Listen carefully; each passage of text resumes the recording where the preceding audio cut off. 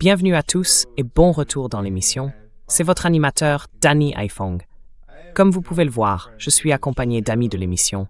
Nous avons avec nous un ancien ranger de l'armée américaine, aujourd'hui candidat du Parti vert pour, ou non, candidat indépendant pour, ou alors tu es bien candidat du Parti vert.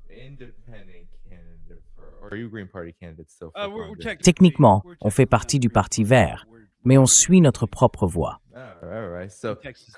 Très bien. Nous recevons aujourd'hui Greg Stoker, candidat au Congrès et analyste géopolitique, ainsi qu'Alino Sinofantos, également analyste géopolitique. Bienvenue à nouveau dans l'émission et merci d'être avec nous. Canton Smith. Merci de nous recevoir. C'est un plaisir d'être aujourd'hui.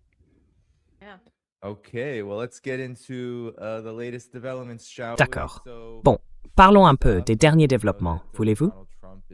Alors pour commencer, on sait que Donald Trump est sur le point d'atterrir, de retour de Chine. L'un des grands objectifs de ce voyage, Greg, c'était de faire pression sur la Chine à propos de l'Iran. L'Iran, lui, maintient une position très ferme dans cette guerre en cours, même pendant le cessez-le-feu. Il a déclaré qu'il ne discuterait plus du dossier nucléaire avec les États-Unis, dans aucune négociation éventuelle. D'ailleurs, pour l'instant, il n'y a aucune discussion en cours.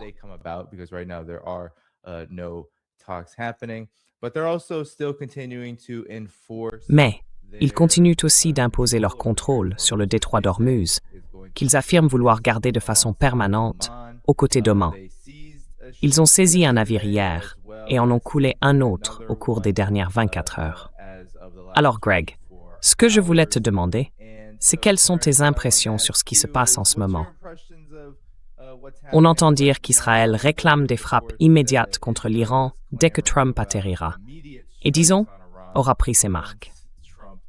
Mais toi, comment tu vois la situation, et comment tout ça s'inscrit selon toi dans les événements des dernières 24 ou 48 heures, ou depuis le moment où tu suis cette affaire?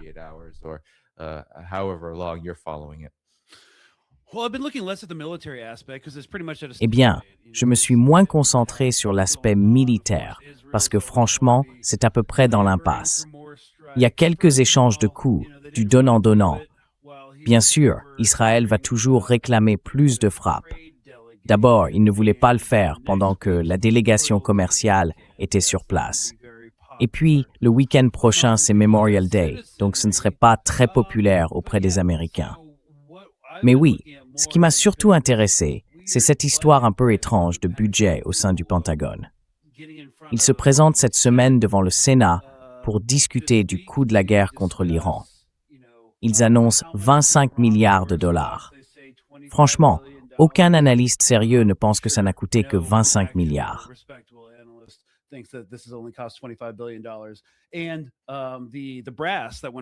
Et les hauts gradés qui se sont présentés devant le Sénat cette semaine ont aussi affirmé qu'ils n'avaient pas pris en compte les dégâts subis par les bases autour du Golfe.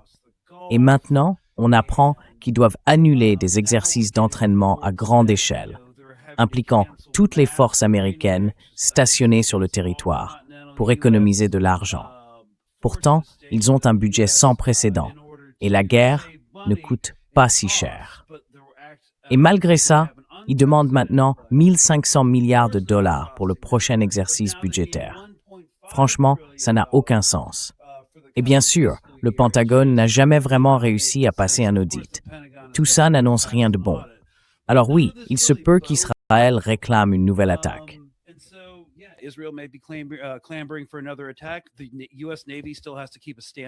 La marine américaine doit encore garder ses distances, parce que maintenant qu'on a eu 2 semaines de répit, les gens ont pu prendre un peu de recul et observer cette nouvelle forme de démocratisation de la guerre qui s'est installée à travers ce conflit. Et bien sûr, on avait déjà vu ça en 2025, pendant l'opération True Promise 3.0, quand les Iraniens avaient réussi à percer les systèmes de défense aérienne israéliens, américains et jordaniens, et à frapper des cibles comme la base aérienne de Tavam. Mais aujourd'hui, on découvre une autre vulnérabilité majeure. Et donc ces 2 dernières semaines, je me suis davantage concentré sur l'aspect intérieur, sur ce que tout cela signifie militairement pour les États-Unis.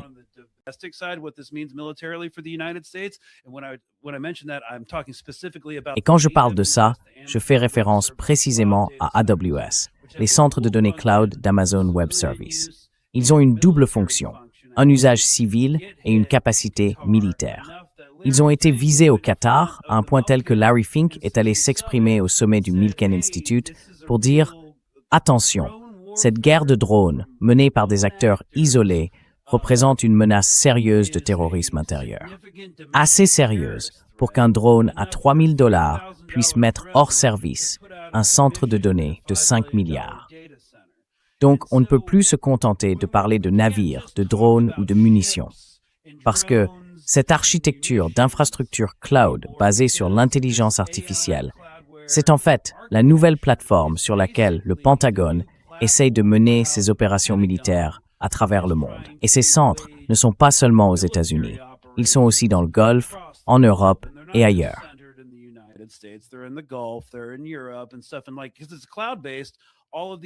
Et comme tout ça fonctionne dans le cloud, tout est complètement intégré. Du coup, si on en perd une partie, ça impacte tout le reste. Il y a donc une énorme vulnérabilité, pas seulement dans la guerre conventionnelle de troisième génération, les porte-avions, les grands navires de commandement, mais aussi dans cette infrastructure technologique qui est, en réalité, impossible à sécuriser. C'est tellement impossible à sécuriser que ici même, dans la circonscription où je me présente, celle qui comprend Fort Hood, la troisième plus grande base militaire du territoire continental des États-Unis, on construit un centre de données commercial géré par des civils. Évidemment, aujourd'hui, un centre de données commercial, ça n'existe plus vraiment. Ils sont tous à double usage et remplissent aussi des fonctions militaires, parce que toutes ces entreprises technologiques ont des contrats de défense. Même quand elles ne font pas grand-chose dans ce domaine, elles touchent des subventions, des crédits d'impôt pour la recherche et le développement et ce genre de choses.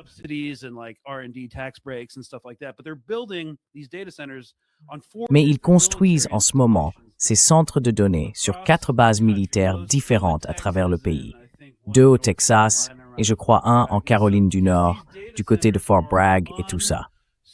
Parce que ces centres de données ne peuvent tout simplement pas être sécurisés. Et même s'ils sont gérés par des civils et ont des fonctions commerciales, ils restent totalement vulnérables à, comme le disait Larry Fink, un simple drone DJI à $3 000, capable de larguer une munition à un endroit critique et de tout mettre à l'arrêt pendant un certain temps. Donc, oui, bien sûr, il est possible qu'Israël attaque de nouveau. Nos navires, eux, ne pourront toujours pas opérer en toute sécurité le long des côtes iraniennes. Et on se retrouve avec une nouvelle vulnérabilité qu'on ne soupçonnait même pas avant. C'est ce qu'on appelle, comme dirait Pete Hegseth, l'architecture de guerre de l'intelligence artificielle.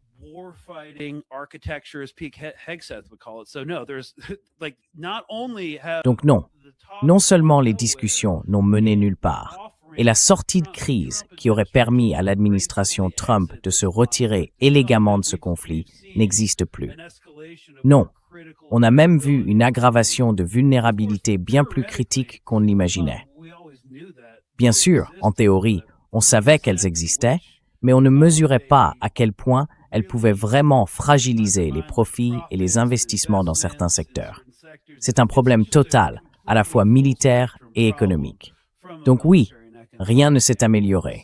La mission commerciale, qui ressemblait plutôt à une mission du XIXe siècle, où un monarque et une poignée de capitalistes et d'oligarques partaient piller les richesses de l'Orient, s'est complètement inversé dans ce cas. Rien ne va pour l'administration Trump en ce moment, y compris sur la guerre avec l'Iran. Et je suis sûr que vous aborderez la question de la Chine un peu plus tard. Well, I think everything you just said, Greg, also to demonstrates because Pete Hegseth, he's been this big champion of AI-powered military hardware and might, and a big vulnerability of that is that it's got to come from somewhere. There's this AI-powered tech has to come from somewhere. It's not, the cloud is still based somewhere. Et je pense que c'est justement l'un des aspects les plus trompeurs quand les gens en parlent.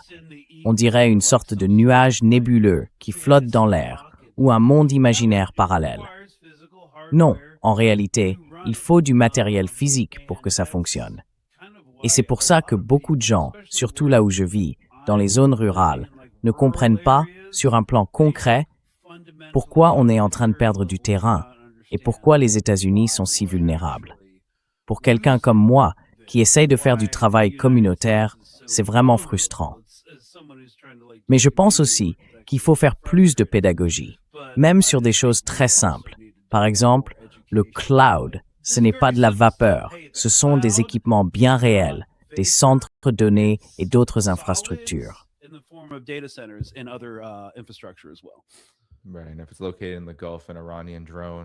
Oui, et si c'est dans le Golfe, un drone ou un missile iranien peut clairement l'atteindre. Alina, avant d'avoir ta réaction, je voulais te montrer l'état actuel de Donald Trump et de son administration quand on les interroge. Parce qu'il y a beaucoup de questions sur la guerre, et bien sûr sur la situation mondiale plus large dans laquelle tout ça s'inscrit. Voici donc sa réponse, à bord d'Air Force One, quand on lui a posé la question.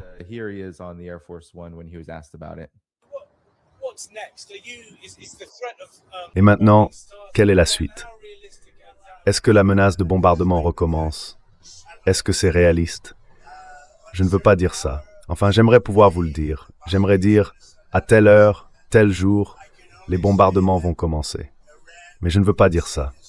Ce que je peux dire, et je le dis avec une conviction très très forte, c'est qu'il n'y aura jamais d'armes nucléaires en Iran. Jamais. Aucune chance. À quoi ça servirait de recommencer les bombardements que vous avez faits pendant 38 jours? Eh bien non, on l'a fait. Et vous n'avez pas obtenu de changement politique en Iran. Moi, j'ai eu une victoire militaire totale. Mais les fake news, des gens comme vous, écrivent là-dessus de manière détournée. Vous êtes un faux, vous. Des gens comme vous écrivent là-dessus de façon indirecte. Nous, on a eu une victoire militaire totale. On a anéanti toute leur marine. On a détruit.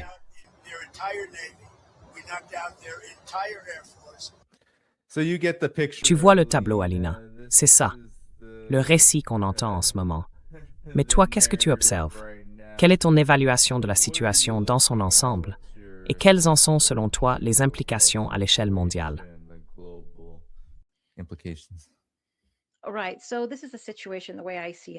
D'accord. Voilà comment je vois la situation. Récemment, un rapport de la CIA a été largement diffusé, avec visiblement des informations internes. Il a été publié, entre autres, dans le Wall Street Journal et le New York Times.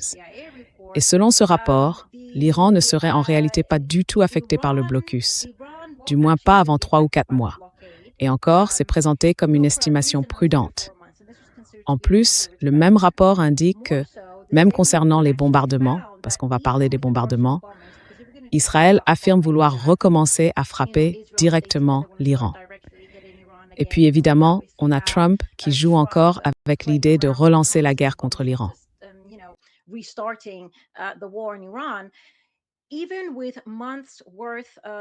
Même après plusieurs mois d'opérations militaires contre l'Iran, avec des frappes directes sur le territoire iranien, on a constaté qu'environ 90% de la capacité militaire du pays, 75% de ses missiles, y compris des missiles balistiques essentiels, restaient intacts. 90% de ses capacités et de ses installations souterraines ont en fait été entièrement reconstruites ou sont de nouveau pleinement opérationnelles. Alors, qu'est-ce que ça veut dire concrètement? Ça veut dire qu'après une série d'opérations massives contre l'Iran, les dégâts infligés à son appareil militaire sont finalement assez limités. L'autre aspect, c'est bien sûr la dimension économique. Et là encore, d'après ce rapport de la CIA, il faudrait encore 3 à 4 mois supplémentaires, au minimum, avant de voir les premières conséquences réelles de cette guerre impérialiste en Iran, que ce soit à travers le blocus ou par des actions militaires directes.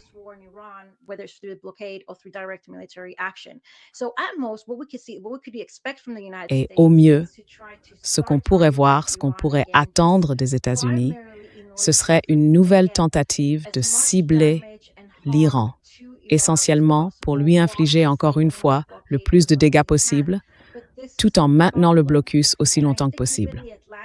Mais c'est bien là le problème. Et je pense même que, comme je l'ai déjà mentionné dans d'autres travaux, le magazine The Atlantic a publié un article, et c'est assez marquant quand on sait que ça vient d'un média grand public, où ils expliquent, et le titre était quelque chose comme « L'Iran a fait échec et mat ». En gros, échec et mat pour les États-Unis. Et c'est vraiment intéressant parce que quand on analyse cet article, on se rend compte que les États-Unis ont en réalité perdu cette guerre, à la fois sur le plan militaire et politique, mais surtout sur le plan géostratégique.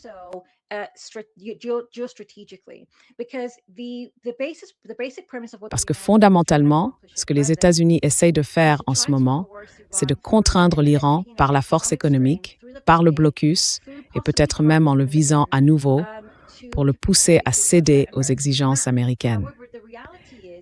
Mais la réalité, c'est que l'Iran parvient à résister à ce blocus. Et cela en grande partie parce que le pays a réussi à bâtir une économie devenue très autosuffisante après 47 ans de sanctions. L'Iran est aujourd'hui presque autonome sur le plan alimentaire et il dispose bien sûr de ses propres ressources énergétiques, de ses propres engrais. Il est donc bien mieux préparé à supporter un blocus parce qu'il vit en fait sous une forme de siège économique depuis des décennies.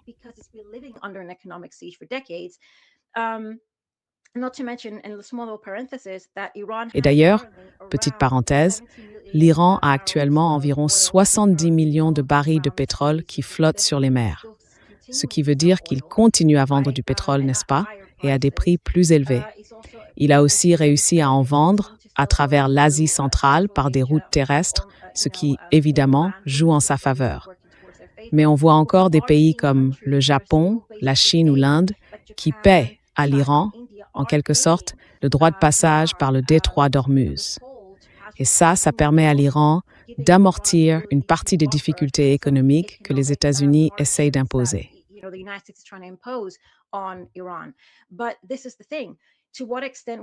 Mais voilà la question. Jusqu'à quel point les États-Unis vont-ils pouvoir tenir ce rythme? La réponse, c'est pas très longtemps. Parce qu'en réalité, ce sont surtout les alliés de Washington, que ce soit les pays du Golfe, les alliés en Asie du Sud-Est, en Asie de l'Est plus largement, l'Union européenne et même les États-Unis eux-mêmes, qui sont bien plus vulnérables économiquement à une fermeture du détroit d'Ormuz. Et ça pose un vrai problème pour les États-Unis. Combien de temps pourront-ils vraiment poursuivre cette opération? D'après la CIA, il faudrait au moins 4 mois pour espérer obtenir une capitulation de l'Iran. Et ça n'arrivera pas. Donc ce qu'on voit, en réalité, c'est que l'Iran a réussi.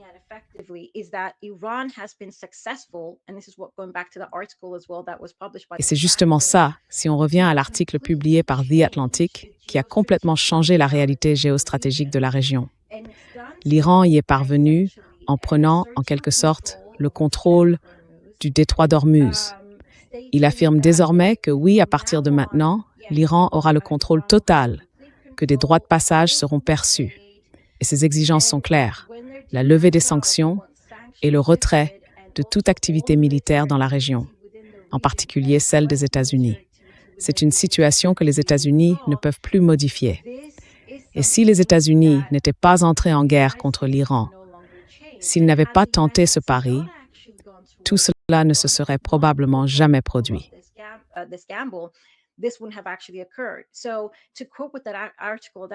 Pour citer exactement ce que disait cet article, et je suis d'accord avec cette analyse, les États-Unis ont en réalité perdu une part très importante de leur capacité géostratégique à projeter leur puissance. Ils ont en quelque sorte perdu le détroit d'Ormuz, c'est-à-dire le contrôle d'une route commerciale essentielle. Et avec cela, ils ont aussi considérablement affaibli leurs propres alliés. Je pense que c'est un autre aspect important de la situation. Quand on regarde, par exemple, les pays du Conseil de coopération du Golfe, Il y a eu récemment un rapport intéressant publié par le Council on Foreign Relations.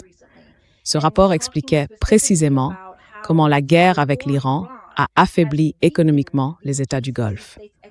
On y observe évidemment que les infrastructures civiles et énergétiques ont été lourdement endommagées dans certains pays plus que dans d'autres.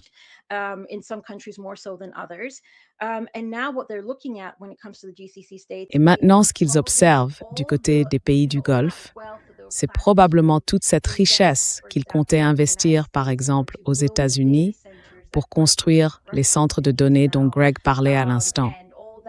Et toute cette infrastructure que les États-Unis essayent de développer à marche forcée, alors qu'en réalité, ils n'ont pas la capacité industrielle pour le faire. Mais ils essayent quand même pour rivaliser avec la Chine.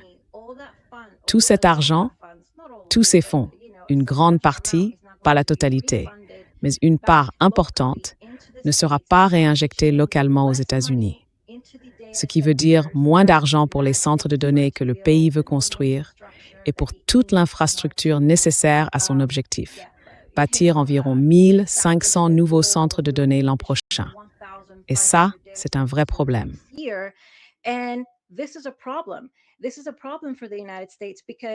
C'est un vrai problème pour les États-Unis parce que, comme le dit le rapport du Council on Foreign Relations, on a déjà vu l'an dernier que faute de fonds suffisants pour développer les infrastructures et avec le besoin d'injecter du capital extérieur, surtout venant des pays du Golfe, eh bien cela pourrait signifier, et c'est ce que le rapport souligne, que beaucoup d'entreprises technologiques américaines, celles qui travaillent justement sur ces infrastructures, vont devoir s'endetter davantage. Et ça risque de faire perdre confiance aux investisseurs, ce qui pourrait fragiliser tout le marché boursier américain, très axé sur la tech. Et c'est bien là le problème pour les États-Unis. Donc on voit bien que pour conclure sur ce point, au mieux les États-Unis vont chercher à mettre un peu plus de pression sur l'Iran en les bombardant encore un peu plus.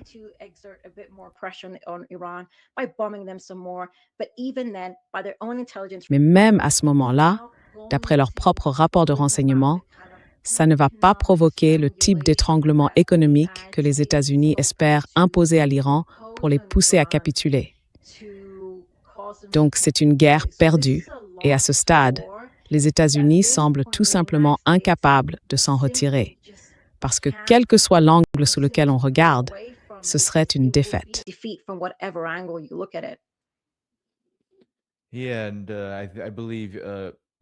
Oui, je crois que tu fais référence à The Atlantic.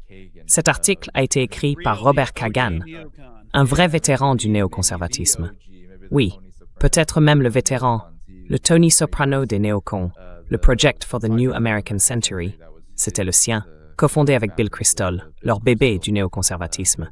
Et Greg, tu sais, tu parles souvent de ton parcours, de la guerre contre le terrorisme, de la façon dont tu t'es lancé dans l'analyse.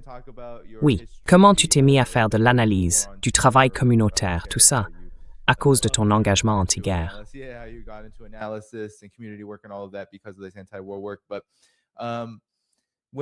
Mais quand Alina parlait, ça m'a fait penser aux remarques de Trump sur la guerre, celles qu'il vient de faire à Sean Hannity après son voyage en Chine. Et je me disais, c'est en train de sortir là tout de suite. Oui, ça s'est passé il y a probablement moins de 12 heures. D'accord. Ça m'a rappelé cette citation de Kissinger, dont tout le monde parle. Vous savez, celle qui dit qu'être un ennemi ou un ami des États-Unis peut être fatal. Voilà ce que Trump a dit à propos des raisons pour lesquelles les États-Unis sont en guerre avec l'Iran.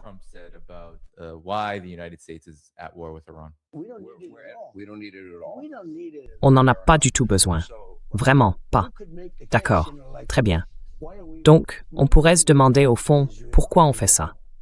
On le fait pour aider Israël, pour aider l'Arabie Saoudite, le Qatar, les Émirats Arabes Unis, le Koweït et d'autres pays. Et ça aide aussi la Chine. D'ailleurs, je lui ai dit aujourd'hui, tu sais, on t'aide, et on t'aide même d'une autre façon.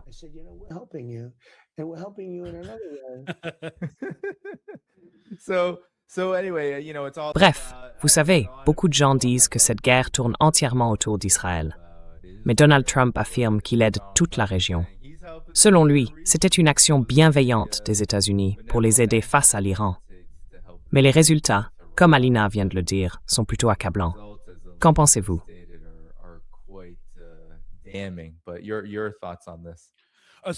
Concrètement, on est entré en guerre. On a commencé cette guerre uniquement pour les intérêts d'Israël. Oui. Ah non. Alors, à propos des propos de Trump, c'est ce que beaucoup de gens... Enfin, il y a un récit qui va dans ce sens. Et là, Donald Trump dit non. Nous étions là pour aider Israël, tous les États du Golfe, toute la région, face à l'Iran. Oui, enfin, on peut le présenter comme ça, je suppose. Beaucoup de ces États du Golfe, ces monarchies autoritaires, avancent main dans la main avec Israël. Israël et eux partagent les mêmes intérêts en matière de sécurité, les mêmes objectifs de politique étrangère et des zones d'influence assez similaires. Les populations, elles, n'aiment peut-être pas le gouvernement israélien ou l'idéologie sioniste. Mais depuis le printemps arabe, la grande assurance d'Israël dans le Golfe, ça a été d'exporter des logiciels espions, des dispositifs de sécurité et de partager du renseignement avec tous ces régimes monarchiques qui pensent de la même façon. Par contre, dire qu'on est allé en guerre uniquement pour eux ou pour les intérêts israéliens, c'est franchement un peu naïf.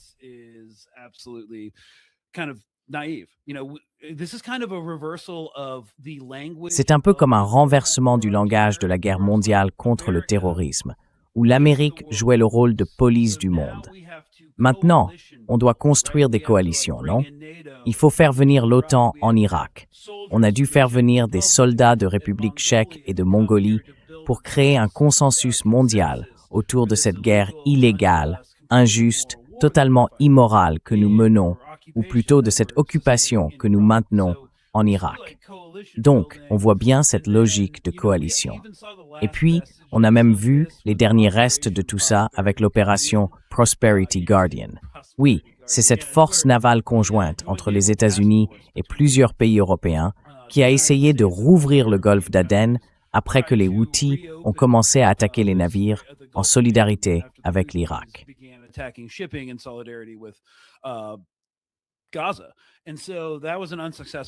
Donc, c'était une opération navale maritime qui a échoué. Et malgré ça, ils ont quand même dû construire une coalition, créer un consensus, parce que du moins pour l'administration Biden et leur vision un peu néolibérale de la politique étrangère, ils croyaient encore à cette vieille idée de consensus, de culture et de protection du soft power, et à l'image d'une Amérique capable de maintenir les routes commerciales ouvertes. Donc, tout le monde doit nous soutenir maintenant. C'est une sorte d'inversion assez étrange du récit, où on dit « non, non, on y va pour aider tous nos alliés et Israël ». Alors même que cette guerre a été autodestructrice, à la fois pour l'armée américaine et pour les États du Golfe. C'est un véritable cauchemar. On parle quand même de l'Iran qui développe une arme nucléaire pour menacer le Golfe.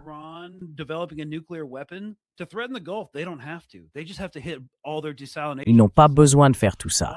Il leur suffit de frapper toutes les installations de dessalement. Tous les élites s'enfuiront et leur main-d'œuvre sous contrat mourra de déshydratation ou d'autres choses du genre. Donc, c'est une déclaration complètement absurde, vraiment. C'est une absurdité à plusieurs niveaux. L'idée que cette guerre aurait pu servir à aider qui que ce soit d'autre que, disons, la classe capitaliste transnationale, liée en grande partie aux intérêts américains et israéliens, mais aussi à ces 7 États impériaux. Mais on leur a donné, vous savez, quand on parle d'une classe transnationale, tous ces magnats du Golfe ont reçu des garanties, du genre « on va vous protéger ».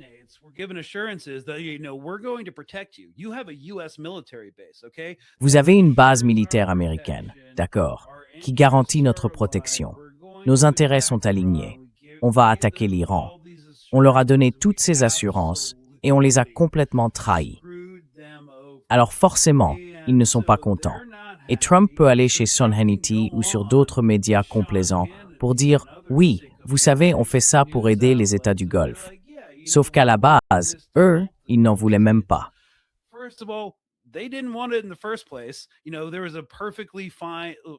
Tu sais, avant, tout allait plutôt bien avec l'Iran. Il n'y avait pas tous ces agents du chaos qui se baladaient dans la région. Mais maintenant, on se retrouve coincé dans une situation inextricable. En gros, on a offert à l'Iran une sorte de canal de Suez, d'une certaine manière. Et on en a fait une espèce de quatrième pôle de puissance mondiale autour d'un emplacement incroyablement stratégique. Et ça transforme tout ça en cauchemar géostratégique, parce que leur axe de résistance est directement lié au trafic maritime par la mer Rouge et le golfe d'Aden. Donc, si jamais ils veulent s'étendre, et si les États-Unis décident de relancer les bombardements, de repartir sur une campagne aérienne de haute intensité, il faut se souvenir qu'on leur a déjà tout donné pendant les 2 premières semaines. Tout.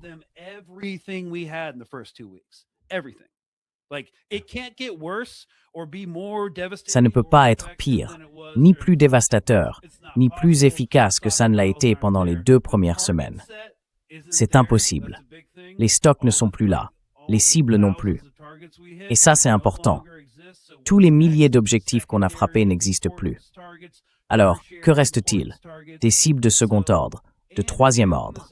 Et si tout ça repart, comme je l'ai déjà dit, les centres de données sont vulnérables, les sites de dessalement aussi, sans parler du risque de bloquer le trafic maritime par les Houthis ou d'autres acteurs en mer Rouge. Il n'y a aucun scénario dans lequel la reprise de ce conflit serait plus avantageuse sur le plan stratégique pour les États-Unis, pour Israël ou pour les pays du Golfe. C'est complètement absurde de dire ça dans une interview. Mais évidemment, il n'a de compte à rendre à personne, pas même à sa propre base.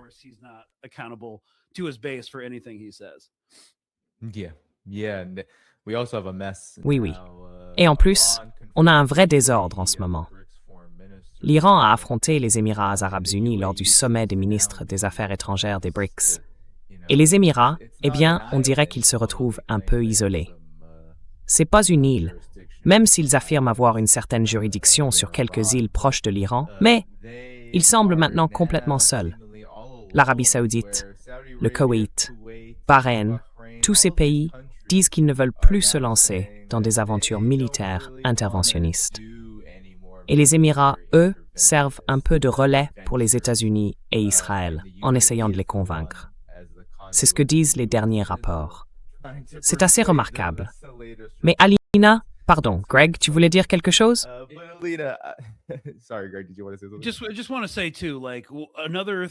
Je voudrais aussi dire une autre chose dont on n'entend pas beaucoup parler. Les anciens accords de type SOFA, les accords sur le statut des forces armées, mis en place après la Seconde Guerre mondiale. À l'époque, les États-Unis signaient un contrat pour ouvrir une base militaire dans un pays, ce qui leur donnait un levier stratégique, politique ou diplomatique sur leurs voisins ou leurs concurrents, et ainsi de suite. Cette époque touche à sa fin, et je pense qu'on ne va pas seulement voir des demandes dans la région du Sahel ou en Asie de l'Ouest pour la fermeture des bases militaires américaines. Ce mouvement va s'accélérer dans les prochaines années. Parce que franchement, quel est aujourd'hui l'intérêt d'avoir une présence impériale américaine sur son propre territoire? Bien sûr, tout ça ne va pas disparaître du jour au lendemain. Mais au cours de la prochaine décennie, je pense qu'on va assister à une réduction massive, vraiment massive, de la présence militaire américaine à travers le monde. Voilà.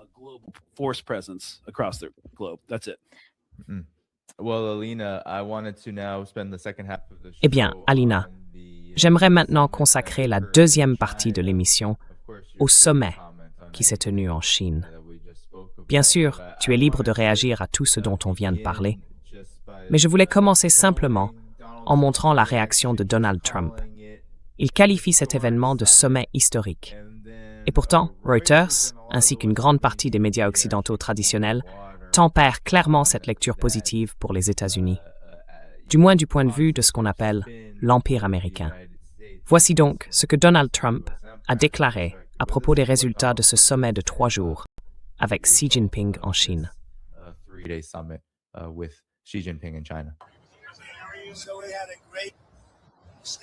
On a passé un excellent séjour. C'était une période vraiment incroyable. Le président Xi est quelqu'un d'extraordinaire. On s'est très bien entendu. On a conclu beaucoup de très bons accords commerciaux, notamment pour plus de 200 avions avec Boeing, avec la promesse d'en acheter 750 au total. Ce serait de loin la plus grosse commande jamais passée, s'ils font du bon travail avec les 200 premiers, et je suis sûr qu'ils le feront.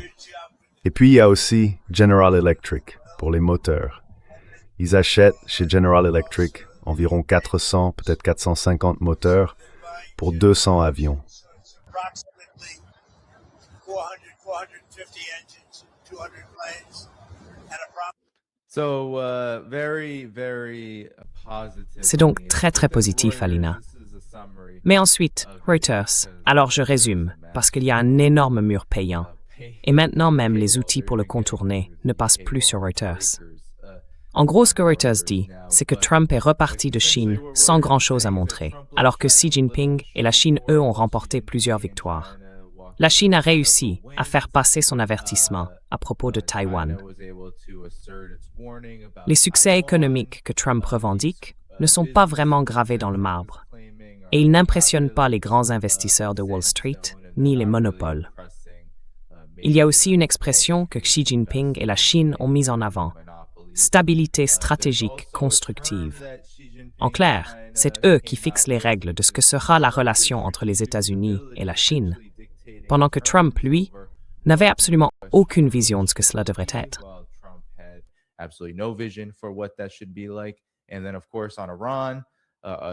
Et puis bien sûr, sur la question de l'Iran, la Chine n'a absolument pas voulu en parler. Elle n'a fait aucun commentaire qui aurait pu indiquer un changement de position, même si Marco Rubio, Donald Trump et tous les autres disaient qu'ils venaient justement pour discuter de l'Iran et obtenir le soutien de la Chine. Trump affirme que la Chine est maintenant d'accord avec tout ce que font les États-Unis. Mais Alina, qu'as-tu pensé de ce sommet? Je vais montrer une photo que je trouve vraiment drôle, qui illustre peut-être la situation actuelle de l'Empire américain. Mais toi, qu'en penses-tu?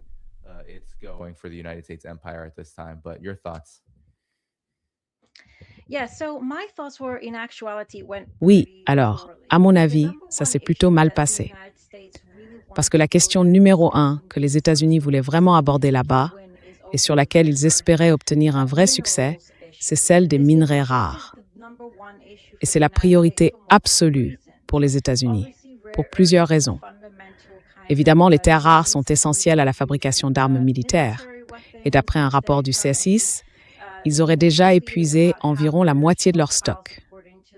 En plus de ça, la grande majorité des centres de données qu'ils essayent de construire et dans lesquels ils investissent massivement nécessitent eux aussi la même quantité de minerais rares.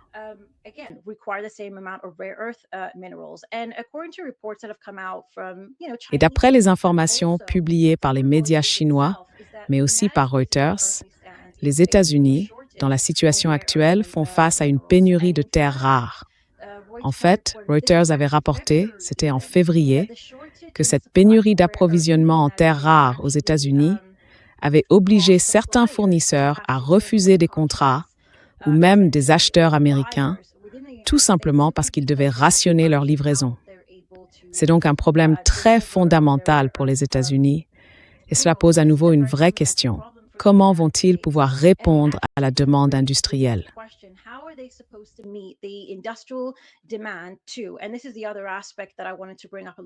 Et c'est l'autre point que je voulais aborder un peu plus tôt quand Greg a aussi parlé de Larry Fink.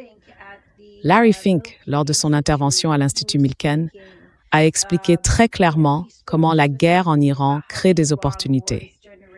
Il a dit que le chaos qui en résulte ne devrait pas être perçu de manière négative, mais plutôt comme une occasion à saisir.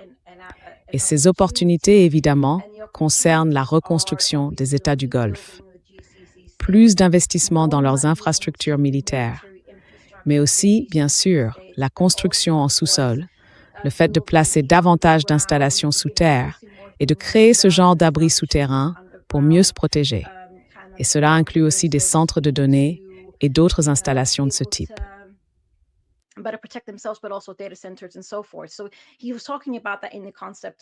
Il parlait de tout ça dans le contexte d'une opportunité et de la possibilité de rediriger cette activité militaire notamment les programmes anti-drones, vers la lutte contre le terrorisme intérieur aux États-Unis. Greg en a déjà parlé quand on regarde ce qui se passe actuellement dans le pays. En ce moment, il y a une énorme agitation dans plusieurs États, notamment à cause des centres de données, de leurs effets sur les communautés locales et du fait qu'ils ont été installés dans des zones qui souffrent déjà de pénurie d'eau. Et aujourd'hui, les États-Unis font face à la fois à une crise de l'eau et à une crise énergétique.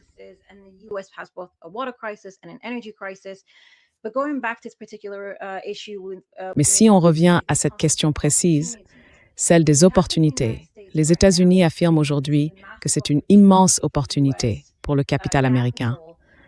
Sauf, ils doivent en même temps répondre aux exigences militaires de l'OTAN.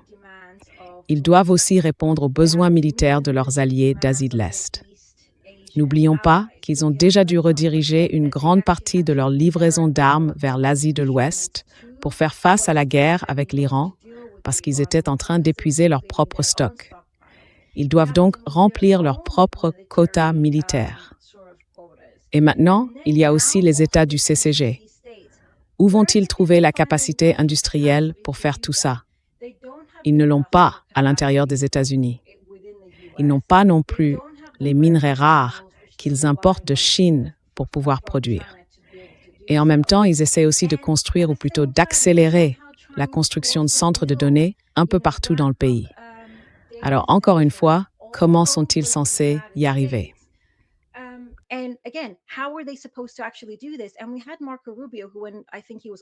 Et on avait Marco Rubio, qui je crois était en route pour la Chine. Je ne suis pas tout à fait sûre, il parlait depuis un jet privé, mais je ne me souviens plus exactement où il allait en Chine. Et dans les dernières 24 heures, il a vraiment insisté sur cette idée que les États-Unis doivent investir dans leur propre extraction et raffinage des terres rares et tout ce qui va avec. Et c'est là que ça devient intéressant.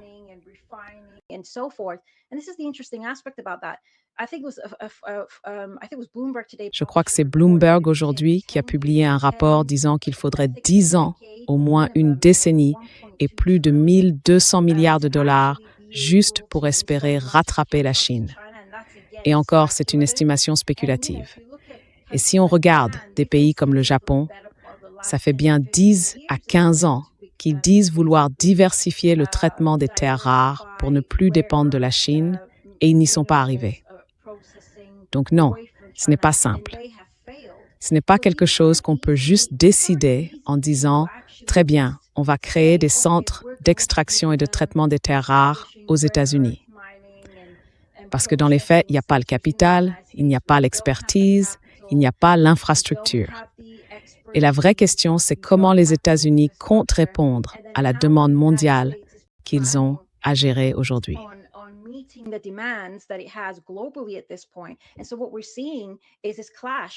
Ce qu'on voit en fait, c'est un affrontement entre ce que disent des gens comme Larry Fink, qui sont, disons-le, des financiers, des capitalistes purs et durs. Eux, ils regardent tout ça sous un angle strictement économique. Ils essayent de vendre un récit, une idée aux investisseurs. Continuer à investir, c'est une opportunité. Et maintenant, ils se disent qu'ils vont gagner encore plus d'argent parce qu'ils ont, par exemple, des contrats avec les pays du Golfe et ainsi de suite pour faire entrer davantage de capitaux dans ces secteurs.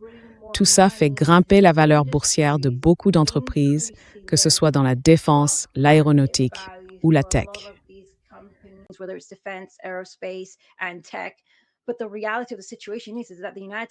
Mais la réalité, c'est que les États-Unis vont se retrouver dans une position très difficile, tout simplement parce qu'ils ne peuvent pas répondre à cette demande. Alors quand Trump était en Chine, le fait qu'il n'ait pas réussi à obtenir de résultats concrets et que la seule chose dont il ait pu se vanter, ce soit 200 avions Boeing et des cargaisons de soja, franchement, je trouve ça assez faible. On a vu le PDG de Nvidia, lui, rester sur place pour mener quelques négociations. On ne sait pas vraiment ce qui s'y passe. Il n'y a pas eu beaucoup d'informations à ce sujet. Mais sur le plan technologique, économique ou concernant les minerais rares, il n'a en réalité rien obtenu de vraiment significatif.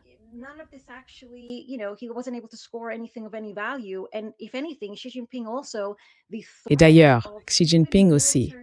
La menace d'une confrontation militaire avec les États-Unis dans le cas de Taïwan, c'était assez inédit de sa part de le dire aussi clairement. On voit donc la Chine adopter une attitude beaucoup plus stoïque, beaucoup plus directe dans sa manière d'aborder les choses, en utilisant même un langage militaire, ce qu'elle évite d'habitude. Mais là, il a été très direct. Donc, à vrai dire, je pense que c'est un résultat assez décevant pour Trump. Mais évidemment, il va essayer de le présenter d'une façon qui le mette en valeur comme une victoire. Après tout, c'est lui qui a conclu l'accord.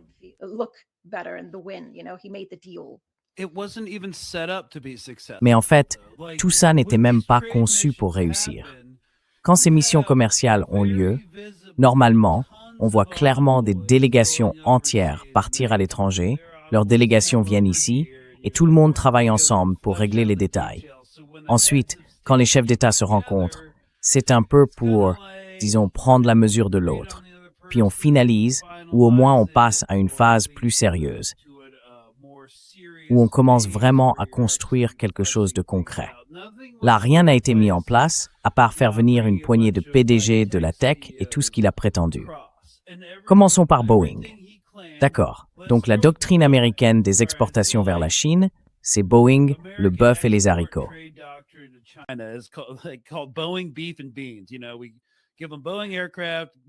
On leur vend des avions Boeing, du bœuf, et puis pour ce qui est des haricots, la Chine a dit qu'elle allait acheter plus de soja. D'accord, mais franchement c'est absurde. Parce que une des raisons pour lesquelles les agriculteurs sont dans une situation aussi difficile en ce moment, c'est à cause des droits de douane sur les engrais. Et ça, combiné au manque d'accès à l'azote pour la saison des semis ici aux États-Unis, on est en mai, c'est le moment où tout se plante. Du coup, beaucoup d'agriculteurs qui devaient cultiver du maïs se mettent à faire du soja. Donc on va sans doute très bientôt se retrouver avec une surproduction de soja. Mais bon, la Chine va acheter tout ça. Alors, j'imagine que d'une certaine façon, c'est censé être une victoire.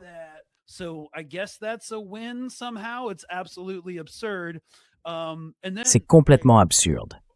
Et puis, évidemment, quand on parle de l'Iran, bien sûr, la Chine a juste donné des réponses toutes faites sans vouloir en discuter. Évidemment, ils n'en ont pas besoin. Mais l'une des choses que Xi Jinping a dites, et Trump hochait la tête comme s'il comprenait vraiment de quoi il parlait, c'est que Xi Jinping a évoqué le piège de Thucydide. Alors, pour une administration qui aime se présenter comme la défenseuse de la culture occidentale, c'est quand même un commentaire assez intéressant. Parce que Thucydide, pendant la guerre du Péloponnèse entre Athènes et Sparte, c'était un général athénien plutôt discrédité et mauvais, mais pour l'époque, un très bon historien.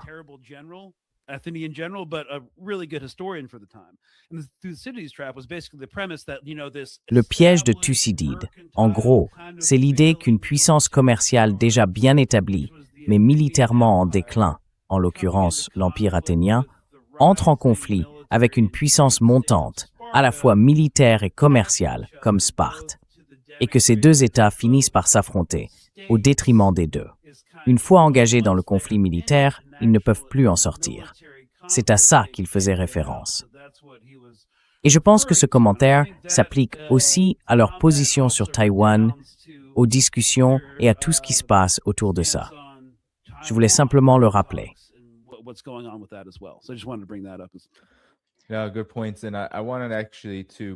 Oui, très bon point. Et justement, je voulais revenir là-dessus, parce que beaucoup de gens commentent les déclarations de la Maison-Blanche et de Donald Trump à propos du piège de Thucydide. Beaucoup d'analystes en parlent, en disant que cela montre que la Chine, publiquement, pendant cette rencontre, puisque c'était pendant le discours de Xi Jinping à la cérémonie d'accueil, évoquait ce fameux piège de Thucydide. Et certains se demandent si, en fait, Xi Jinping ou la Chine n'a pas dit en face de Trump que les États-Unis étaient un empire en déclin. Mais non, ce n'est pas exactement ça que veut dire le piège de Thucydide. Non, non, pas du tout. L'Empire athénien était quand même bien plus puissant que Sparte à cette époque. Je dis ça Juste comme ça. Oui, le piège de Thucydide, en fait, c'est l'idée que la Chine se voit comme une puissance déjà établie, obligée maintenant de composer avec une puissance montante, et que cela pourrait rendre le conflit inévitable. Mais malgré tout, c'est devenu le récit dominant aujourd'hui. Et si c'est un récit, c'est parce que Donald Trump lui-même a dit que, lorsque le président Xi a très élégamment évoqué les États-Unis comme étant peut-être une nation en déclin, il faisait en réalité référence aux énormes dégâts subis pendant les 4 années de Sleepy Joe Biden. Trump poursuit ensuite en expliquant que Xi Jinping l'a félicité pour tous ses succès, sous-entendant que le déclin n'existe que pendant la période Biden. Mais en réalité, Alina, ce qu'on voit là, c'est Donald Trump qui parle des États-Unis avec une telle insécurité qu'il en arrive à rappeler que, même si la Chine ne l'a pas dit, les États-Unis ont déjà été perçus comme une nation en déclin. Mais Alina, quelle est ta réaction? Qu'est-ce que tu en penses? Alina, your reaction, any thoughts that you have about anything else? Oui, en fait, ce que je voulais dire, c'est que pour moi, c'est la manière qu'a la Chine de montrer que les États-Unis ne sont plus vraiment une superpuissance, qu'ils sont devenus extrêmement dépendants du Sud global et de leurs alliés un peu partout dans le monde pour pouvoir maintenir leur économie et plus largement leur importance sur la scène internationale. Et la Chine, là-dedans, joue un rôle énorme. On se souvient d'ailleurs, quand les droits de douane ont été mis en place, Trump avait imposé des tarifs, je crois que c'était quoi, 110, 120%. J'en ai même perdu le compte exact du pourcentage de ces tarifs.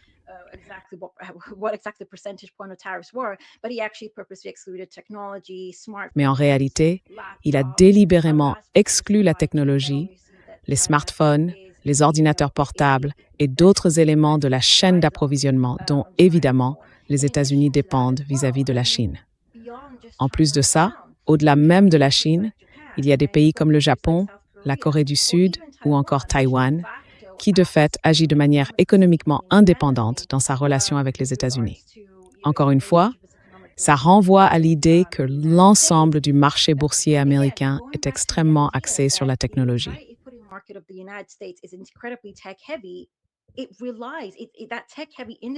Cette industrie, très dépendante des technologies, repose énormément, et je le répète souvent, sur les machines nécessaires à la fabrication des technologies d'intelligence artificielle qui viennent du Japon, sur les puces mémoire produites en Corée du Sud et sur les semi-conducteurs fabriqués à Taïwan. Et en ce moment, même la guerre avec l'Iran et le blocus du détroit d'Ormuz ont un impact sur la capacité de production et sur la performance de ces économies dans les domaines où elles excellent, notamment dans l'industrie technologique.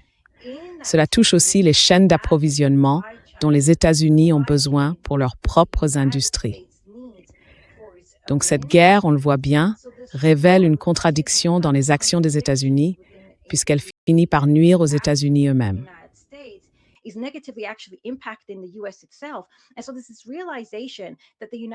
donc, il y a cette prise de conscience que les États-Unis ne sont pas seulement une puissance en déclin, mais aussi une puissance extrêmement dépendante du reste du monde.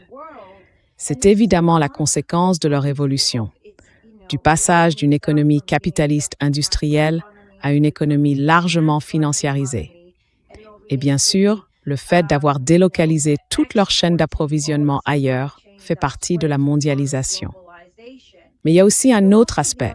Quand on parle du soja, je voudrais justement faire un petit commentaire là-dessus, parce que, encore une fois, si on revient à cette idée, le secteur agricole américain traverse en ce moment une crise profonde, une crise qui lui est propre.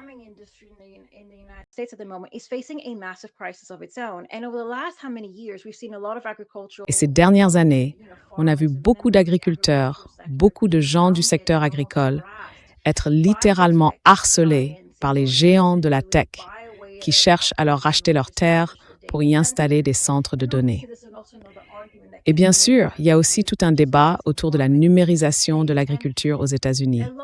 Beaucoup d'agriculteurs s'y sont opposés. Mais aujourd'hui, la pression économique qui pèse sur eux dans tout le pays devient une sorte d'opportunité pour certains. On voit de plus en plus de témoignages de fermiers qui n'arrivent plus à boucler leur fin de mois. Par exemple, dans le maïs, on parle de pertes d'environ 6 milliards de dollars de revenus excédentaires. Et ça, évidemment, ce n'est qu'un seul aspect du monde agricole.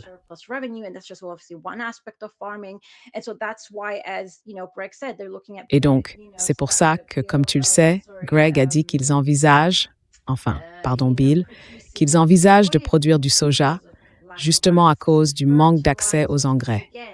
Et là encore, la Chine est le premier producteur mondial d'engrais, suivi de très près par la Russie.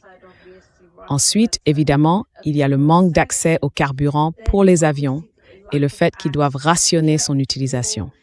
On voit donc cette guerre qui touche le secteur agricole aux États-Unis et ça va provoquer une forme de chaos politique à l'intérieur du pays. Alors, comment Trump essaie-t-il de gérer ça? Eh bien, c'est exactement ce que Greg expliquait ici.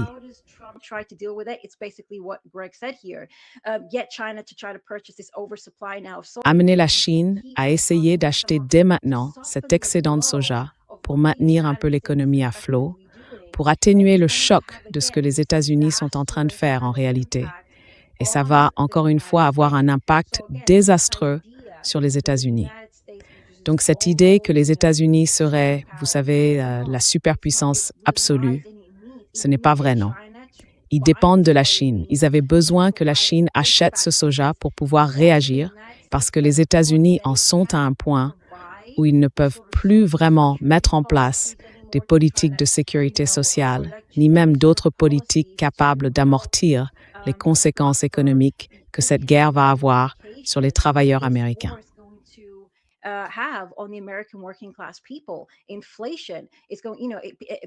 L'inflation fait complètement chuter le revenu réel des gens. Les petites et moyennes entreprises ont du mal à boucler leur fin de mois. Tous ces éléments vont peser sur la situation politique aux États-Unis. Et le pays n'a même pas la capacité, vu qu'il fait face à une énorme crise de la dette, une crise budgétaire, d'amortir quoi que ce soit. On a même vu Elon Musk dire qu'il faudrait réduire les dépenses de la sécurité sociale et de l'assurance santé parce que, vous savez, et je crois qu'on en avait déjà parlé la dernière fois que je suis venue, il y a environ 4,28 000 milliards de dollars de montants non financés liés à la sécurité sociale et à Medicare.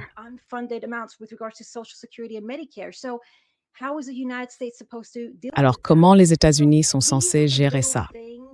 Ce sont ces petits éléments qu'il essaye de présenter comme des victoires pour atténuer l'impact que tout ça a sur le secteur agricole américain et aussi les effets négatifs du dépassement impérial des États-Unis à l'étranger qui se répercutent à l'intérieur même du pays. Mais vous savez, le commentaire de Xi Jinping est très clair. Vous n'êtes pas la puissance dominante. C'est pour ça que vous dépendez du Sud global et de la majorité mondiale simplement pour maintenir votre propre économie. C'est en quelque sorte un rappel à faire preuve d'un peu d'humilité. Mais je ne pense pas vraiment que l'administration Trump ait reçu le message.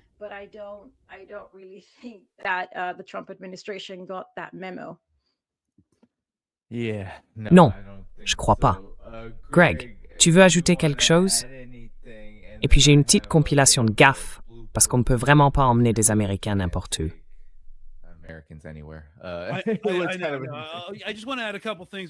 Je veux juste ajouter 2 ou 3 choses avant qu'on arrive au moment un peu comique de Zenz, là à la fin. Mais d'abord, quand on parle de guerre et de tout ça, surtout dans ce genre de discussion, les gens se concentrent sur l'aspect tactique ou stratégique, sur le terrain, sur les stocks, sur la logistique. Par contre, on passe très peu de temps à parler de la gravité de ce qui va se passer ici et du fait que les Américains ne sont absolument, mais alors, absolument pas préparés à ça. D'abord, environ 400 000 petites et moyennes fermes familiales vont faire faillite. Elles vont perdre leur hypothèque ou ne pourront plus payer leurs impôts fonciers. Et elles seront rachetées pour une bouchée de pain par de grandes entreprises agricoles. Exactement comme les grands groupes immobiliers ont racheté presque tous les vieux quartiers historiques en Californie pendant les incendies pour quelques centimes par dollar.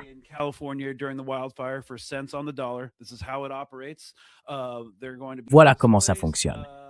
Ces gens vont être déplacés et on va avoir des problèmes dans la chaîne d'approvisionnement. Les prix dans les supermarchés ils sont déjà horribles. Vraiment horribles.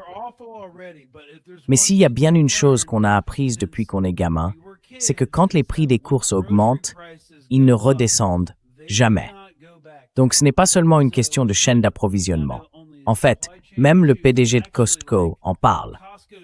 Les gens n'achètent plus de bœuf, ils se tournent tous vers le poulet en conserve.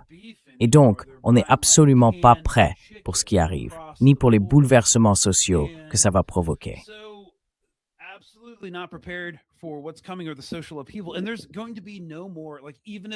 Et il n'y aura plus, disons, même si les démocrates remportent les élections de mi-mandat, il n'y aura pas de vraies mesures d'urgence qu'on puisse mettre en place à temps pour alléger le fardeau financier et la souffrance que les gens ressentent en ce moment. On a dépassé le moment, vu l'état actuel de notre système politique et économique, où l'on pouvait relancer de grands programmes de protection sociale, comme soi-disant mesures temporaires, juste pour éviter que les gens se révoltent ou que ça dégénère en criminalité de masse ou en troubles politiques. Cette époque est révolue. On entre dans une nouvelle ère, audacieuse, mais aussi très instable, où on va assister à d'énormes bouleversements. Je ne pense pas que ça devienne fou cette année, ni l'année prochaine, mais l'élection de 2028, à mon avis, va être complètement hors norme.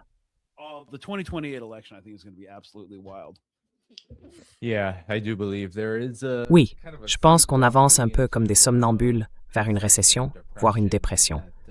Parce que, dans la logique même du système, c'est inévitable de toute façon. Mais je trouve que c'est particulièrement grave, vu à quel point les contradictions sont profondes.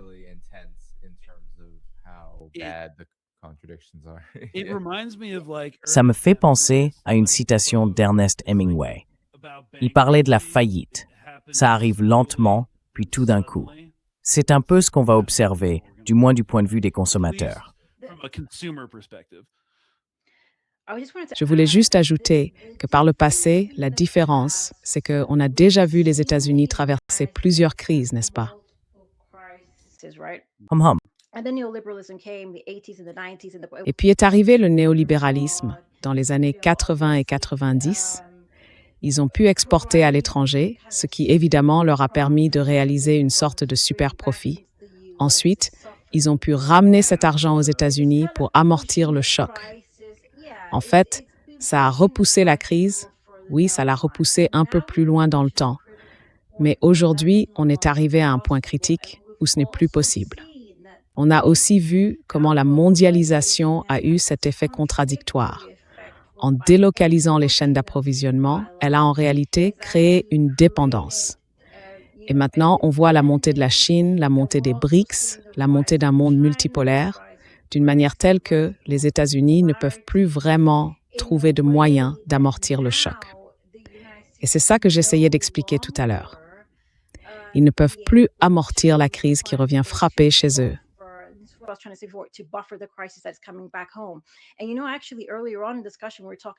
Et vous savez, un peu plus tôt dans la discussion, on parlait justement des raisons pour lesquelles les États-Unis avaient décidé de mener cette opération contre l'Iran. En fait, tout ça revient à une tentative désespérée d'empêcher l'émergence d'un monde multipolaire et évidemment de cerner, de contenir et de contrôler la Chine. Et c'était vraiment désespéré. C'était une tentative désespérée parce que quand on regarde un document qui est souvent cité, je le vois beaucoup sur les réseaux sociaux, beaucoup d'analystes y font référence. Ce document, c'est The Path to Persia, publié en 2009. Il contient des chapitres entiers avec différents plans d'action et différentes stratégies qui avaient été proposées.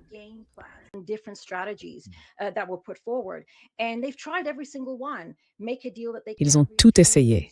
Proposer un accord impossible à refuser, imposer des sanctions, mener des guerres, appliquer des sanctions secondaires, et ainsi de suite. Et puis évidemment, utiliser Bibi Netanyahou et Israël comme moyen de déclencher une guerre avec l'Iran. On a vu ça se produire. Mais ça n'a pas vraiment donné les résultats escomptés. La dernière option derrière tout ça, c'était une confrontation militaire directe avec l'Iran. Mais ça avait ses avantages et ses inconvénients. Le problème, c'est que dès le départ, c'était un pari risqué. Risquer l'énergie, risquer ses alliés dans la région, provoquer une crise économique et peut-être même perdre le contrôle de l'Australie. Tout ça figurait déjà dans un document de 2009. Et aujourd'hui, la situation matérielle est encore pire pour les États-Unis. Donc, ils ont suivi cette voie, surtout parce que c'est, à ce stade, leur dernière tentative pour empêcher l'inévitable.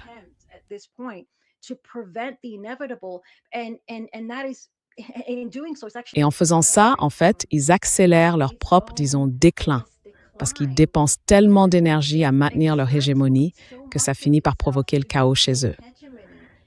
Et vous savez, ils n'ont plus la même influence économique dans le monde qu'avant. Enfin, ils en ont encore, bien sûr, mais ce n'est plus suffisant pour imposer leur volonté à tout le monde. Je pense que vous voyez, le dernier voyage en Chine en est un exemple typique. Les États-Unis n'obtiennent pas ce qu'ils veulent. Ils n'y arrivent plus, même dans les négociations avec l'Iran, avec la Russie ou avec qui que ce soit, parce qu'ils n'ont tout simplement plus la puissance militaire, économique ou politique nécessaire pour le faire. Voilà, c'est simplement la réalité aujourd'hui. Et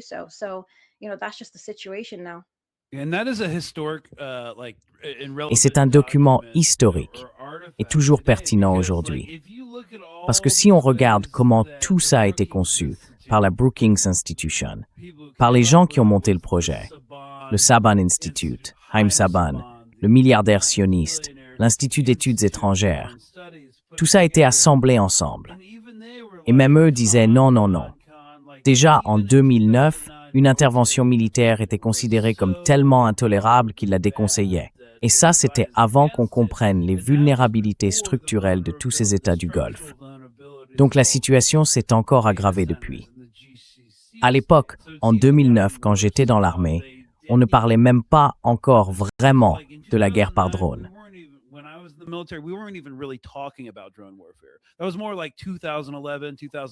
C'était plutôt vers 2011, 2012. Les gens ont commencé à s'inquiéter, à se demander si ça allait être testé en Syrie. Mais non, ça ne l'a pas été. En réalité, ça n'a vraiment été mis à l'épreuve sur le champ de bataille qu'avec la guerre en Ukraine. Donc à ce moment-là, on ne parlait même pas encore de démocratisation de la guerre. On n'arrivait même pas à faire entrer nos navires dans le Golfe Persique. Et pourtant, déjà à la fin, en 2009, le dernier chapitre s'intitulait « Isolement et endiguement, tolérer l'intolérable ». Mais on en est arrivé dans notre politique et notre économie à un point où on ne pouvait plus tolérer l'intolérable. C'était devenu trop intolérable, alors on a dû attaquer quand même. C'est complètement absurde.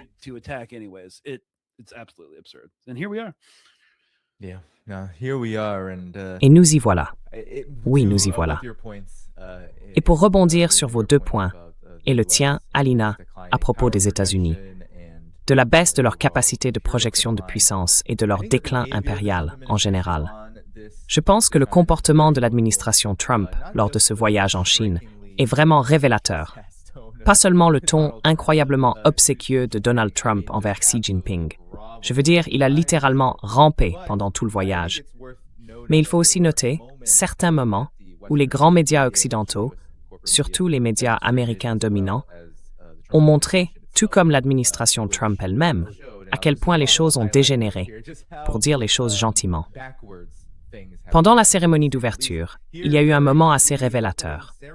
Comme souvent, quand on amène une ribambelle de médias d'entreprises américains en Chine pour couvrir un événement, il y a eu un énorme embouteillage médiatique, une ruée pour tout filmer. Et là, il y a eu un moment franchement humiliant.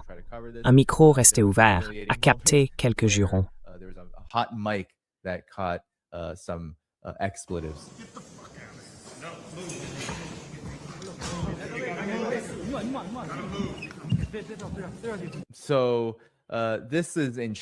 Alors, ça se passe en Chine, où ce genre de comportement est vraiment, mais alors vraiment, très mal vu. Et puis Bret Baier, le présentateur numéro 1 de Fox News, s'est plaint qu'il y avait des caméras partout en Chine et que Fox News avait reçu une amende de $40 américains. Et ensuite, il se met à filmer en plein milieu d'une rue très fréquentée de Pékin. une séquence qu'on a d'ailleurs vue dans un reportage, où quelqu'un l'a filmé en train de le faire. Ce qui montre bien, franchement. Certains pensent que Fox News cherchait en fait à provoquer une intervention de la police pour créer une scène et pouvoir ensuite raconter que la police chinoise les réprimait. Et puis, il y a eu cette autre histoire. Je ne sais pas si vous l'avez vue, mais elle est assez intéressante. Apparemment, le Secret Service américain aurait eu un gros accrochage avec la police chinoise. Voici le reportage diffusé à ce sujet sur Fox News. Here's the report on that on Fox News. It's worth pointing out there have been some heated and physical clashes between the Secret Service and the Chinese police on basically at the back doors of these events, including one very physical standoff where a Secret Service officer was being prevented from taking his weapon in as part of the protective detail, but Parce que tant la police step frag n'aurait dû de cet incident. has not been changed because of that. So there was this, and then what a lot of people, the last one here, a lot of people have been sharing this. They went to the Temple of Heaven, which is a very special place for China and its history. Xi Jinping took him there. And then Donald Trump had total, what the kids say these days, main character syndrome, where he had to ask Xi Jinping if any other leader had been there before. And the Telegraph is saying Trump was a bit humiliated. Parce que Xi Jinping lui aurait répondu en gros, non, pas vraiment, à part Vladimir Poutine. Et voilà, il y a une vidéo à ce sujet. Donc par exemple, Poutine. So for example, Putin. Oui,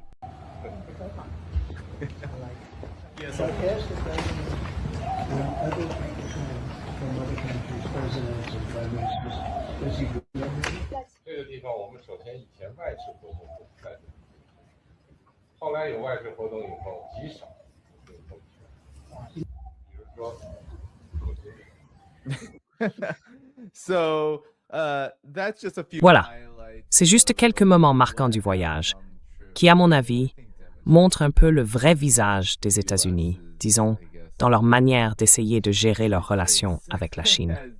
Mais je voudrais vous passer la parole, peut-être d'abord à Alina, puis à Greg, pour vos réactions et tout ce que vous voudriez ajouter avant qu'on termine l'émission. Greg, on reactions and anything else you want to say before we end the show here. I mean, that's just more so reflective of Trump and Je veux dire, c'est surtout révélateur de Trump et de son administration dans son ensemble. Tout ça repose un peu sur cette espèce de bravade masculine, mais aussi sur une attitude américaine arrogante. C'est en quelque sorte toute la personnalité qu'ils affichent. Donc ce qu'on voit là, franchement, ce n'est pas surprenant. Ce n'est pas surprenant. Vraiment choquant, malheureusement, ça reflète à la fois son administration actuelle, mais aussi une forme plus large d'arrogance impériale des États-Unis, surtout envers la Chine et tous les pays du Sud global, qui sont en train, en quelque sorte, de devenir ceux qui, pendant longtemps, ont été l'épine dorsale du capitalisme américain.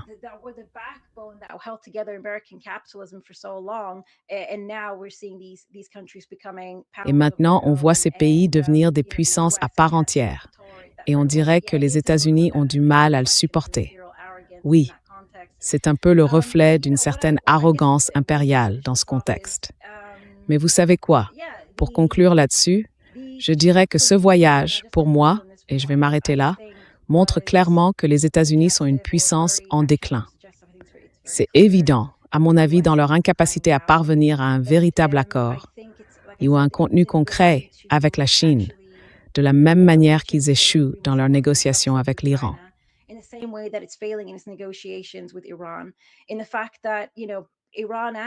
Le fait est que tu vois, dans ces situations, ce sont l'Iran et la Chine qui ont l'avantage dans les négociations. L'industrie américaine, elle, avance à toute vitesse vers quelque chose qu'elle n'est même pas capable de produire. Que ce soit ses centres de données pour l'intelligence artificielle ou, soi-disant, sa volonté de militariser le monde et de déployer des infrastructures cloud partout sur la planète. Tout ça, ce sont des ambitions qu'elle ne peut pas atteindre. Elle essaie de vendre un récit, Comme je disais, je crois que c'était dans l'épisode qu'on a fait avec Greg hier, ils essaient de faire semblant jusqu'à ce que ça marche. Ils vendent une histoire au public pour maintenir un niveau d'investissement élevé. Mais au final, tout ce projet va s'effondrer.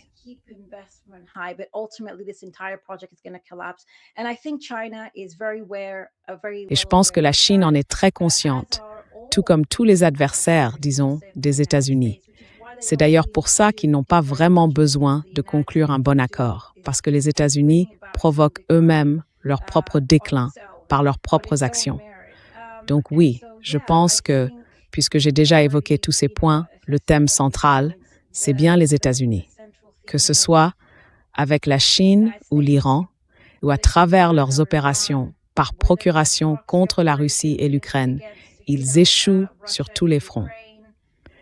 Et je crois qu'il faut aussi souligner un point, et ça pourrait évidemment faire l'objet d'une autre discussion, c'est de voir ce que les États-Unis comptent faire avec Cuba, comme une sorte de sortie de secours, pour pouvoir revendiquer une forme de victoire à l'intérieur de Cuba. Et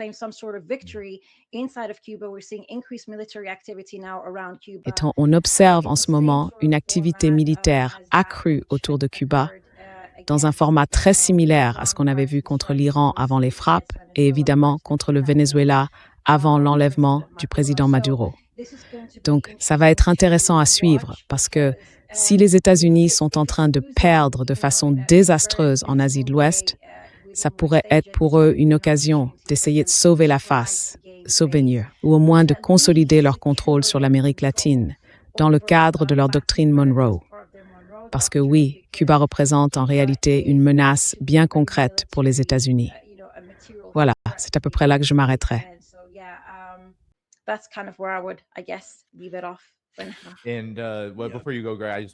Et avant que tu partes, Greg, je veux juste dire qu'il y a des républicains qui sont vraiment inquiets à ce sujet. En fait, certains d'entre eux essaient de faire pression contre une frappe militaire sur Cuba, vu leur situation fragile à l'approche des élections de mi-mandat. Et ce sont justement des républicains qui vont se présenter à ces élections. Mais bon, vas-y, continue.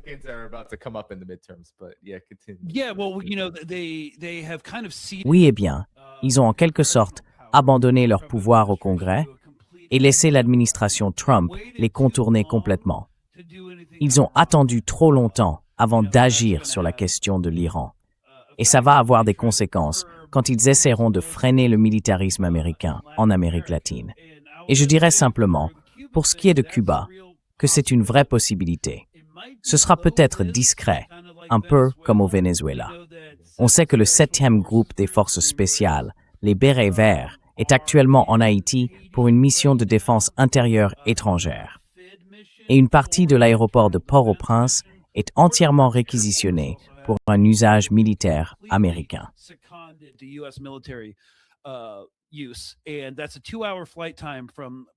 Et ça fait aussi environ 2 heures de vol entre l'aéroport de Port-au-Prince et La Havane. Et tu sais, ce n'est pas le seul théâtre où on se bat activement, juste parce que la guerre avec l'Iran a des répercussions mondiales. On continue de larguer des bombes en Équateur, sous le nom d'opération totalitaire, Opération Extermination Totale 2. Donc c'est quelque chose qu'il faut garder à l'esprit. Si on est humilié, et je suis complètement d'accord avec Alina, tu vois, géopolitiquement, à l'autre bout du monde, on va forcément chercher à réaffirmer une domination absolue et incontestée dans notre propre arrière-cour. Histoire de dire, OK, maintenant, on peut contrer la Chine ici, et on peut s'occuper de Cuba là.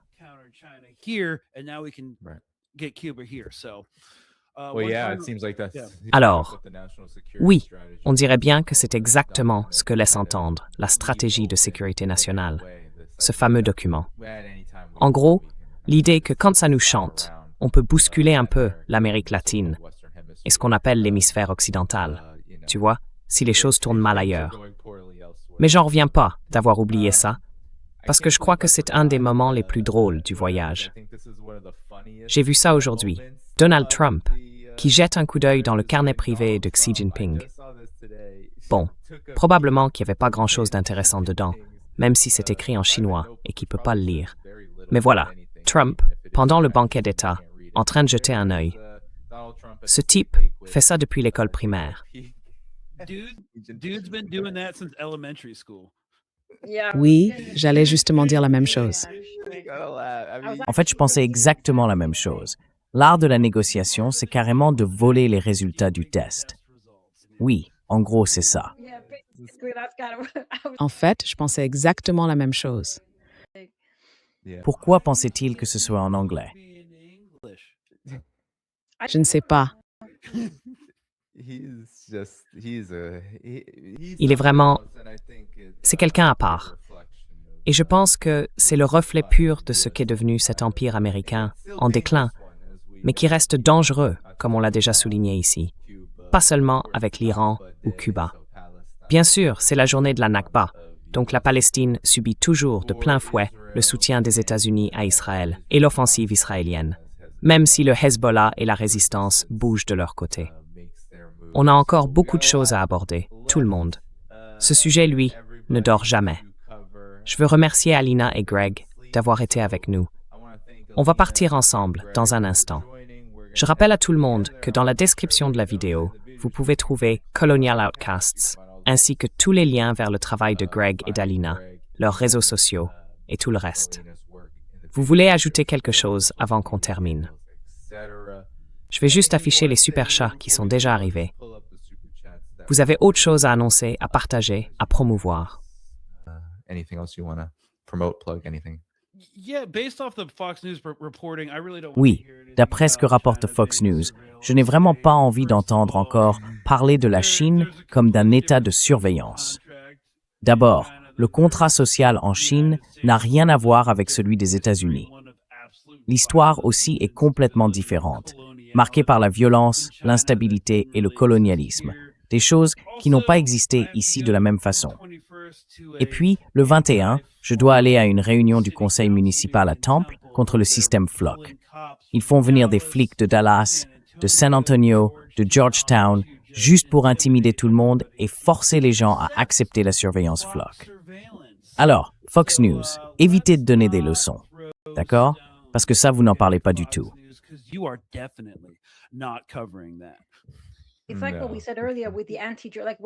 C'est un peu comme ce qu'on disait tout à l'heure avec les anti-jurassiques. Quand Larry Fink parle d'opération défensive pour la lutte antiterroriste intérieure, de quoi parle-t-il exactement?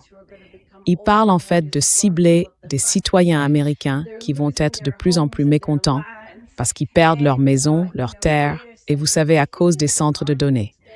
Je crois qu'il y avait un article aujourd'hui, oui, à Lake Tahoe, où environ 50 000 habitants ont été informés qu'ils n'auraient pas assez d'électricité, qu'ils devraient trouver une autre source d'énergie à cause des data centers.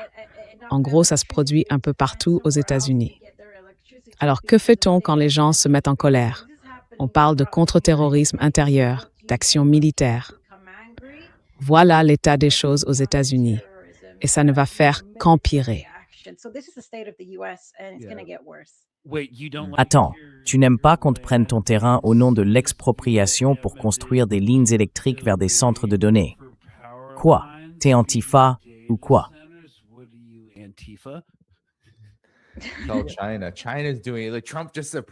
La Chine le fait. Trump vient juste d'approuver que la Chine prenne toutes les terres agricoles. De quoi tu parles? Enfin bref, parfois, il faut en rire. Parfois, il faut juste en rire. Tout le monde. Bon, sans plus attendre, je pense que c'est une bonne façon de conclure. Avant de partir, mettez un petit j'aime. Allez voir tous les liens pour soutenir le travail d'Alina et de Greg. Tout est dans la description de la vidéo, ainsi que les moyens de soutenir cette chaîne. Je serai de retour demain à 11h, heure de la côte Est. Je vous dirai très bientôt qui sera l'invité. Sans plus attendre, prenez soin de vous et à demain. Without further ado, take care. See you then.